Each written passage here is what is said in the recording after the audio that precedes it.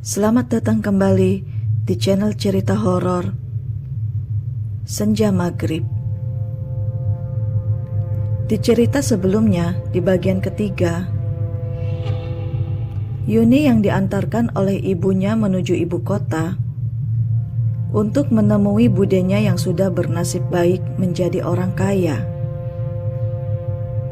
Harapan Lastri, sang ibunda Yuni, berharap agar putri sulungnya bisa memiliki nasib mujur yang sama seperti budenya ketika tinggal di ibu kota. Namun, setelah tinggal dan kuliah di ibu kota, pada suatu waktu, keanehan-keanehan pun satu persatu terjadi dan dialami oleh Yuni.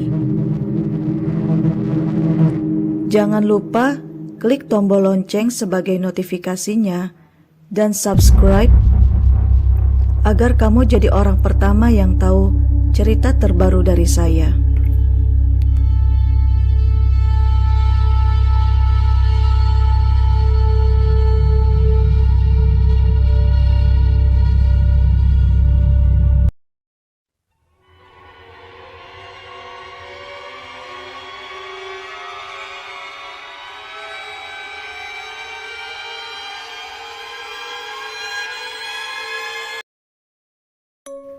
Setelah menutup dan mengunci kamarnya, Yuni yang masih mematung berdiri seolah tak percaya apa yang barusan didengarnya.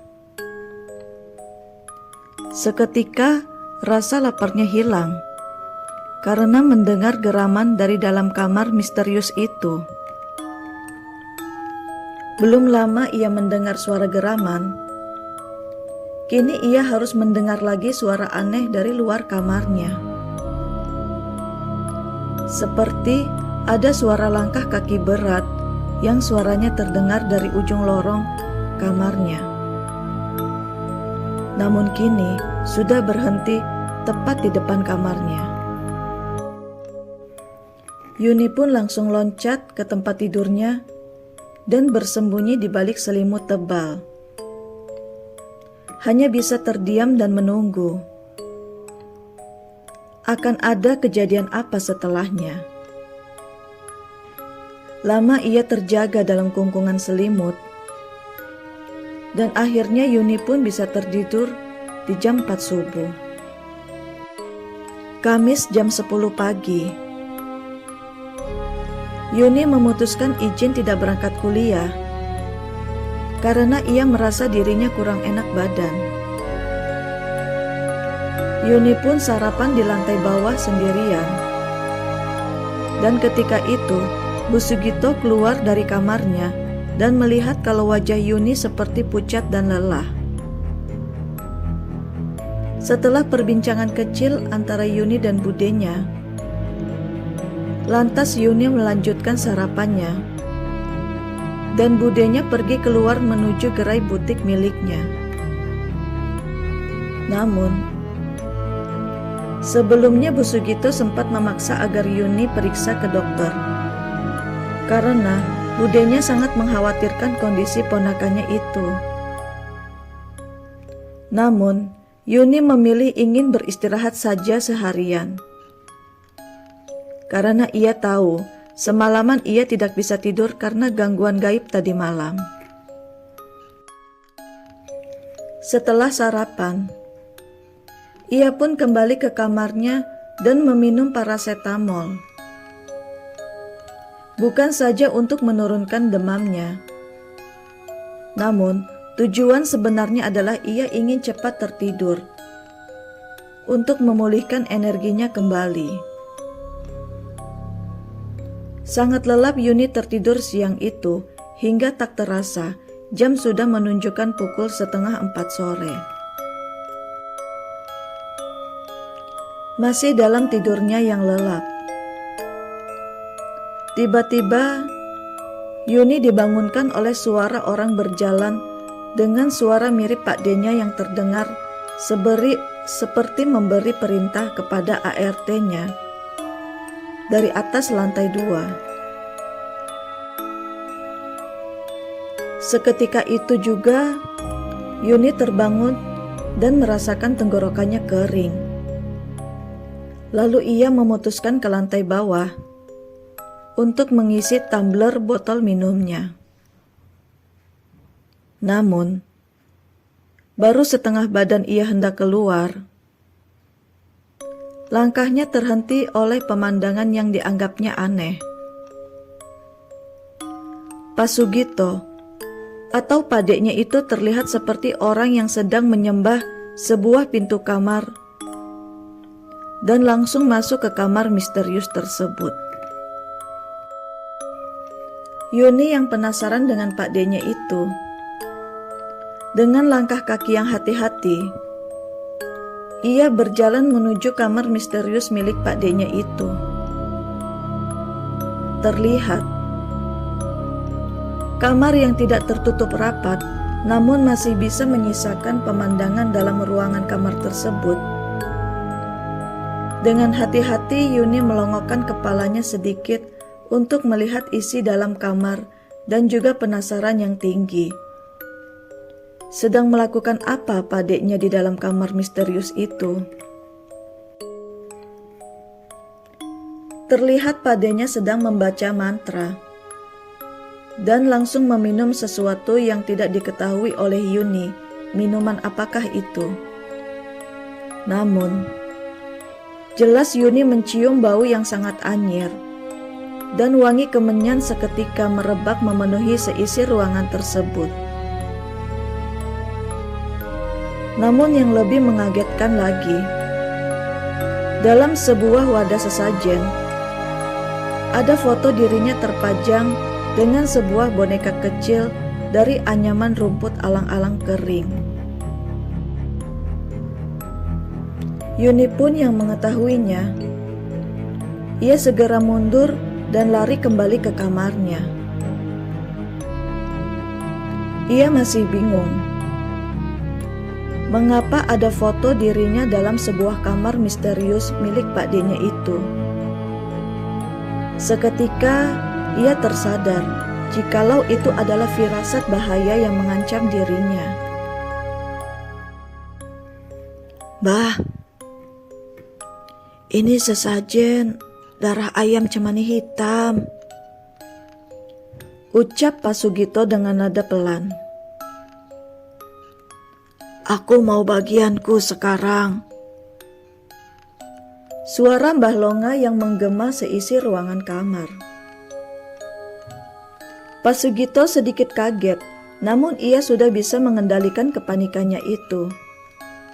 Ia pun tersadar, cepat atau lambat Mbah Longa akan meminta bagiannya atau tumbal nyawa manusia.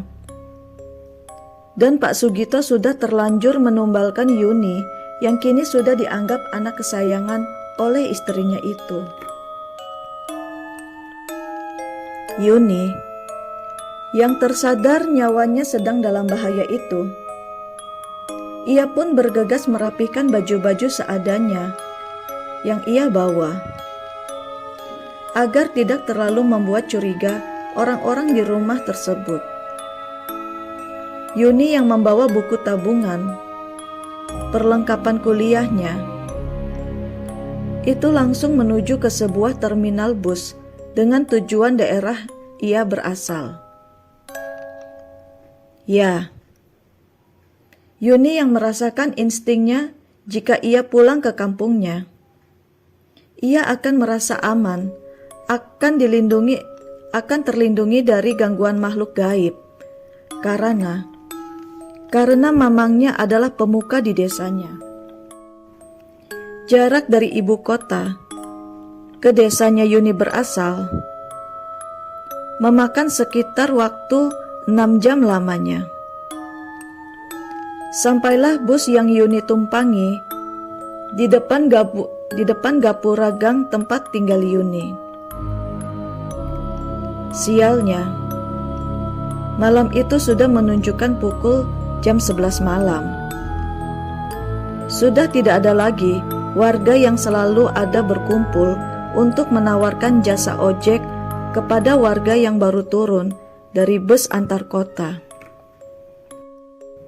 Aduh, pada kemana ya mamang-mamang yang suka ngojek malam-malam? Tumben banget, malam ini kok sepi banget ya? Ya sudahlah, aku jalan kaki saja, ucap Yuni sambil melanjutkan jalan kakinya. Jarak dari jalan besar menuju ke dalam rumah Yuni tidaklah terlalu jauh. Kira-kira hanya 1,5 kilo jauhnya. Namun, jalan akses menuju rumahnya haruslah melewati rumah lama budenya yang sudah lama ditinggalkan semenjak mendadak menjadi orang kaya baru dan pindah ke ibu kota. Malam yang hening, dengan temaram cahaya bulan purnama, hanya suara langkah kaki Yuni dan sesekali menendang batu kerikil untuk membunuh rasa sepinya itu. Karena kondisi jalan yang belum diaspal. Terlihat Yuni yang buru-buru mempercepat langkah kakinya itu agar sampai ke rumahnya. Namun, ketika sudah di depan rumah tua yang sederhana milik budenya itu, Yuni pun menghentikan langkahnya. Ia melihat dari luar rumah, di dalam rumah budenya itu, terang cahaya cempor seperti ada yang menungguinya. "Yuni, sini Neng," ujar suara wanita dari dalam rumah budenya tersebut. "Mak," ujarnya setengah bingung. Dalam benaknya, sedang apa ibunya ada di rumah budenya yang sudah lama kosong itu. Namun, ia segera menepiskan rasa anehnya dan segera menghampiri sumber suara yang dianggap itu suara ibunya. Ketika ia membuka pintu, Yuni pun langsung memanggil-manggil nama ibunya dengan nada agak tinggi. Seketika itu juga, pintu depan tiba-tiba menutup sendiri dengan agak kencang. Prak! Namun, tiba-tiba Yuni menangis sampai sesenggukan menuju arah dapur di belakang rumah. Ia pun membungkukkan badannya untuk mengambil tali tambang plastik yang seolah-olah sudah disediakan sebelumnya. Gulungan tali tambang plastik ukuran besar yang diletakkan di bawah kompor. Suasana ruangan rumah Pak Sugito yang penerangannya cuman berasal dari cahaya yang samar-samar dari sebuah cempor kecil, makin menambah suasana sedih dan horor. Yuni yang telah selesai membuat tali simpul ukuran 1/2 meter itu, lalu ia kaitkan di kusen kamar tidur depan bekas Bude dan Pak D-nya itu. Dengan mata sembab, ia pun tak ragu untuk memasukkan kepalanya dan mengaitkannya ke dalam sebuah tali tambang yang sudah dibentuk seperti gelang besar seukuran kepala manusia. Ya, Yuni ingin melakukan bunuh diri. Brak!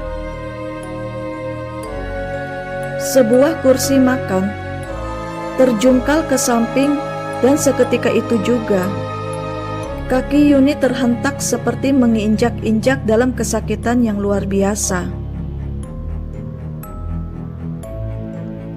Dalam heningnya malam dan temaram cahaya cempor yang samar-samar, akhirnya tubuh Yuni terbujur kaku dalam keadaan tergantung sendirian di rumah lama Pak Sugito. Rumah lama Pak Sugito memang sudah lama ditinggalkan. Namun, Buhul atau Jimat Gondoruo yang bernama Mbah Longa masih tersimpan rapi dan memang sengaja ditinggalkan di rumahnya di desa ia berasal. Lantas, bagaimanakah ritual pesugihan gulang-gulang yang dijalani Pak Sugito? Namun istrinya yang tak mengetahui jika Yuni sudah menjadi tumbal pesugihan keluarga. Selama Pak Sugito masih melakukan pesugihan tumbal keluarga, maka Buhul Mbah Longa akan selalu ada di dalam rumahnya. Sekian kisah ritual pesugihan gulang-gulang. Kisah legenda urban dari Jawa Barat. Terima kasih telah menyimak kisah ini sampai akhir. Jangan sampai ketinggalan cerita terbaru dari saya. Terima kasih.